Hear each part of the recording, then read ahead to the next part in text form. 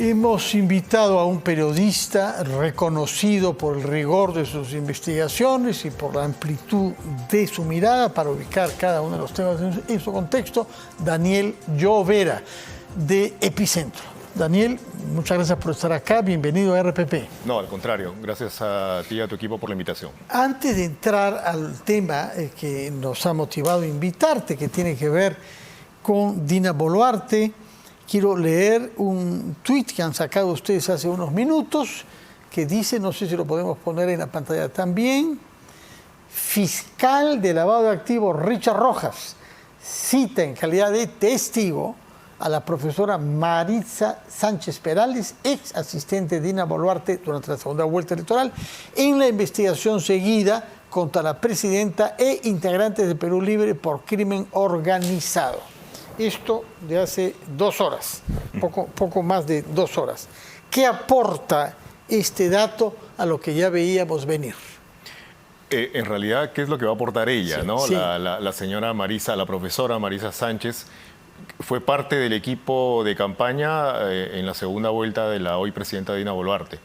Ella realizó una serie de actividades, no solamente de acompañamiento, de consejería, sino también no de financiamiento directamente, pero sí de la cuenta, de alguna manera, de los pagos que se realizaban con el dinero del señor Henry Shimabukuro. Por ejemplo, cuando tocaba pagar alguna impugnación, que es esta tasa que se paga ante el Banco de la Nación para realizar impugnaciones ante el Jurado Nacional de Elecciones, ya nosotros hemos publicado que esto se pagaba con dinero del señor Henry Shimabukuro, pero el voucher le era entregado a la señora Marisa Sánchez, a la profesora Marisa Sánchez, quien fotografiaba el voucher y se lo enviaba al teléfono celular, al WhatsApp de la entonces candidata, hoy presidenta Dina Boluarte. Ese es el rol, y además es un rol de acompañamiento permanente en los viajes, en las actividades que se desarrollaban aquí en Lima, por ejemplo, en el comedor Ranchito Dina Boluarte, en donde también ha habido, según diversas fuentes y según imágenes y documentos que hemos publicado, aportes del señor Henry Shimabukuro, investigado también, empresario Sí. también, ¿no? Entonces, el aporte que pueda dar ella, es decir, el testimonio que pueda entregar ella a la Fiscalía, creo que va a ser importante y le va a permitir al fiscal Rojas ir armando el caso, porque el caso se está armando recién. Entonces, el fiscal Rojas ha tenido, digamos, la agudeza de ver que aquí hay los primeros indicios o las primeras evidencias de pagos en campaña. Y él lo que está investigando es, en un contexto más grande, es la serie de pagos que se hicieron a Perú Libre. Entonces el fiscal Rojas dice en su resolución, los aportes a Perú Libre, parte de ellos aportes a la campaña de la candidata Dina Boluarte.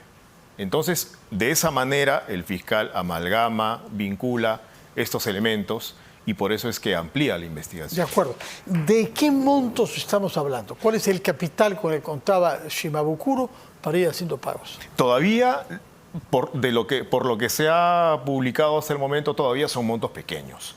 Por ejemplo, son aproximadamente 20 vouchers de pago al Banco de la Nación, entre 8.000 y 9.000 soles, 8.500 soles aproximadamente.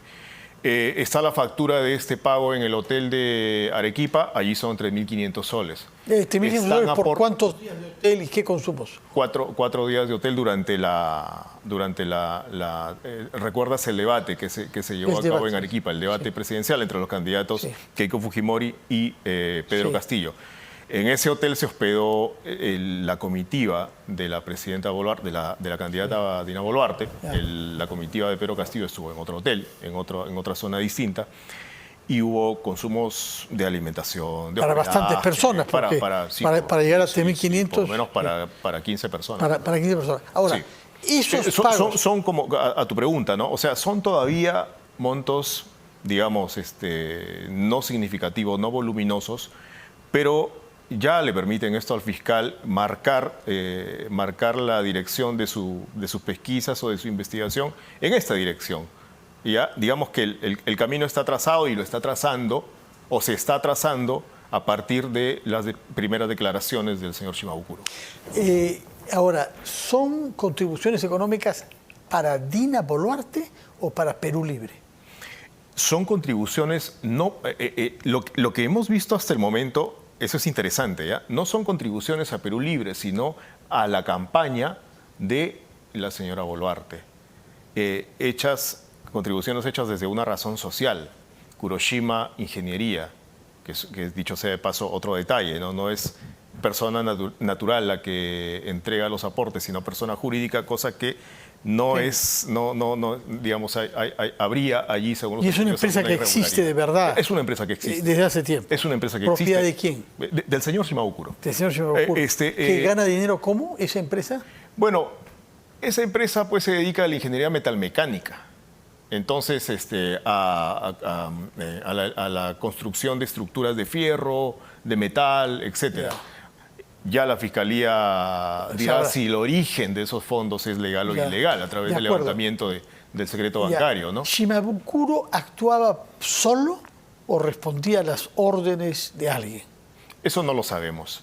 Eso, según el señor Shimabukuro, él reportaba tanto a la señora Boluarte y coordinaba con la señora Marisa Sánchez. Es decir, él reportaba, no es que, digamos, él estuviera bajo la orden de, sino él reportaba sus aportes, sus colaboraciones. Es lo que él señala, es lo que él indica. Allí no se ve una estructura, digamos, empresarial con una línea de mando, ¿no es cierto?, hasta el momento. En realidad, hasta el momento solamente tenemos la historia de un empresario. ¿Y por qué sostiene él que lo hacía? ¿Qué motivación tenía? ¿Qué objetivos podía tener al financiar de esa manera a la señora Dina Boluarte en particular, a Perú Libre en general, ¿no? Según su declaración, que fue parte de varias preguntas que le hicimos en la entrevista y que también se le han hecho a otros periodistas como Rosa María Palacios, por ejemplo, su motivación era evitar que gane Keiko Fujimori, porque él había tenido un problema legal con la familia Fujimori Iguchi, o sea, con los hermanos de la señora Keiko Fujimori, por el caso Limasa. Entonces, Limasa, recuérdenos que tiene que ver con cocaína. Hay dos, entre paréntesis, hay dos brazos del caso Limasa. El caso Limasa de narcotráfico. Comience con el izquierdo, por favor. En donde se encontró la droga. ¿Te acuerdas? Hace unos 10 años aproximadamente. Muy bien, demasiado bien. Y el caso Limasa, lavado de activos, que surgió hace 5 años a raíz de una investigación que hice con Edmundo Cruz, que digamos, reconstruyó la vía de una remesa de dinero que había venido desde Japón a través de una empresa a la empresa Limasa, vía Canadá. ¿En qué sentido está implicado Shimabukuro en todas estas turbulencias? Él se mete a este caso Limasa, al segundo caso Limasa, al de lavado de activos, porque él había construido, su empresa había construido un almacén en Villa El Salvador. Entonces, para esta empresa, entonces él señala, en ese momento no me han pagado, me han estafado, yo quiero denunciar, etcétera, etcétera, etcétera. Él mostró documentos que acreditaban lo que él señalaba. Y entonces, años después, él dice, otra vez estamos ante, él señala, entre comillas, del peligro de tener a esta familia en el poder y según lo que él dice, su interés es evitarlo. Así se acerca al entorno de la hoy presidenta Dina Boluarte. ¿Pero él estaba vinculado con Pedro Castillo o el vínculo es directo y primigenio con Dina Boluarte? Hay dos versiones interesantes, porque la presidenta señala que él se vincula primero con Pedro Castillo y luego Pedro Castillo lo siembra, entre comillas, ¿no? Lo infiltra ahí. Pero él y otras personas dicen, no, nosotros llegamos primero al equipo de la señora Boluarte. Y tiempo después, él se fue a trabajar a Palacio de Gobierno. Así es la historia, por lo menos hasta lo que él está documentando, esta historia, esta segunda versión de que él primero va al equipo de campaña de Dina Boluarte, hay que tomarlo en serio. Por lo menos. ¿Y qué papel ha jugado durante todo este lapso Vladimir Cerrón, que es finalmente el patrón del partido, y la fuente de cierto dinero también, ¿no? Lo que pasa es que después de la primera vuelta, el aparato de Vladimir Cerrón, producto de las investigaciones fiscales, se queda sin dinero. Y en la segunda vuelta había que enfrentarla con dinero, con bastante dinero. Yo me imagino, y esta es una interpretación personal absolutamente, que simplemente parte de lo que hemos estado viendo, que a raíz de las necesidades económicas que habían ya en la segunda vuelta es que aceptan, digamos, apoyos que tocan la puerta y que se ofrecen como tales, ¿no? Como colaboraciones. Como Shimabukuro, exacto, que no tendría un enraizamiento partidario. Exacto, exacto. Sí, pues como colaboraciones desinteresadas, ¿no? Entre comillas. Entonces, yo creo que así es como llegan empresarios como el señor Shimabukuro a ser parte de... Estamos hablando solamente del equipo de la señora Boluarte. Nada más, hasta el momento...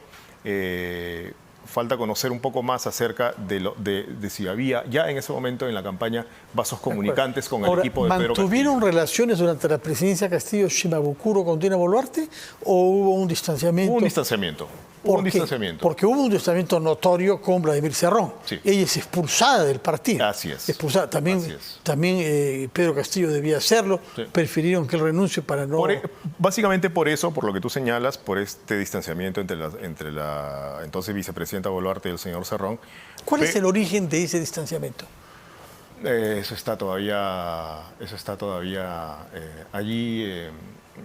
No tenemos todavía la versión de Cerrón profunda, ¿no? Bien desarrollada del señor Vladimir Cerrón. Ahora, era difícil mantener una afinidad con él, porque el programa que él había redactado y firmado era a título personal, citando incluso a su propio padre, era intransigente y era señora inviable. Boluarte muchas veces había expresado su desacuerdo con ese ideario, ¿verdad? Sí. Como varios por la naturaleza Castillo del documento. No sabemos si es porque no lo había leído, quizá. Pero más allá de eso, ¿por qué rompen ambos? Es una cosa todavía incierta, producto del rumor. Pero a tu pregunta, sí, en ese momento ya no había vínculo, ya no había este vínculo presuntamente directo, llamémoslo, entre la señora Boluarte y el señor Shimabukuro. Eso ya se había roto después antes de la toma de mando. De acuerdo.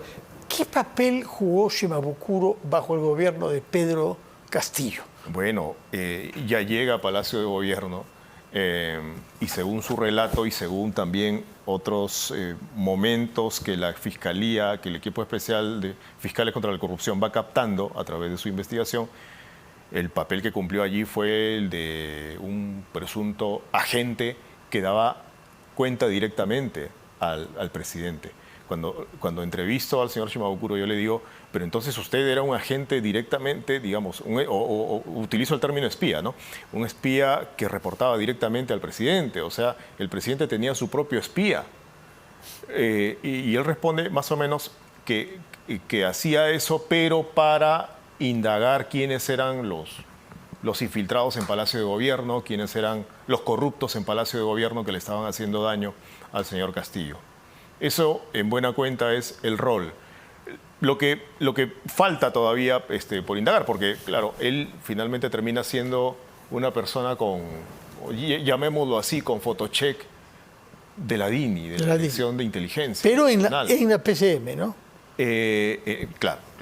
O sea, pero con oficina en Palacio, con ingresos por la PCM, etcétera. Pero ¿cuál es la situación judicial de Henry Shimabukuro? Ahora investigado por los casos que tienen que ver con el expresidente Castillo. ¿Cuáles casos? Los que tienen que ver con su entorno, ¿verdad? Con el gabinete en la sombra, los asesores, los asesores paralelos, que así le llama el equipo paralelo, principalmente eso, los casos que se están denunciando por las declaraciones del español, ¿ya? Del señor Hernández Fernández, y ahora que es el de los aportes, que ya no va a ser, no es visto por un fiscal del equipo de fiscales contra la corrupción, lavado de activos, el equipo especial la Bajato, Sí, sí, ¿no es la cierto? Bajato, Que sí. es el equipo que ve los aportes de campaña. Los aportes de campaña o los aportes presuntamente ilegales de campaña. ¿Está siendo tratado Shimabukuro con cierta clemencia? ¿Se ha podido ajustarlo un poco más o no? ¿Por quién? Por la Fiscalía. No lo sé. Lo que pasa es que no creo. Lo que pasa es que son dos investigaciones. Él está en dos equipos especiales. Entonces, yo no tengo información de cómo lo están tratando en cada uno de los equipos fiscales. Pero aquí va a ocurrir algo interesante, Fernando, mira, porque el fiscal Rojas, de lavado de activos, el que acaba de abrir investigación, va a requerir los documentos que le fueron incautados al señor Shimabukuro, que el otro equipo especial, el de fiscales... El de Harvey Colchado. Exacto, el de la doctora Marita Barreto, va a requerir esa documentación. Claro, hemos preguntado nosotros, con fuentes de la Fiscalía, ¿qué ocurriría en este caso? Bueno, puede ser que una fiscalía colabore con la otra de motu propio, de oficio, o puede ser que una fiscalía requiera la información. Eso va a ser interesante, porque allí se va a ver ya, allí podría ocurrir ya el inicio de la forma definitiva de este caso. ¿Está defendiéndose bien Dina Boluarte?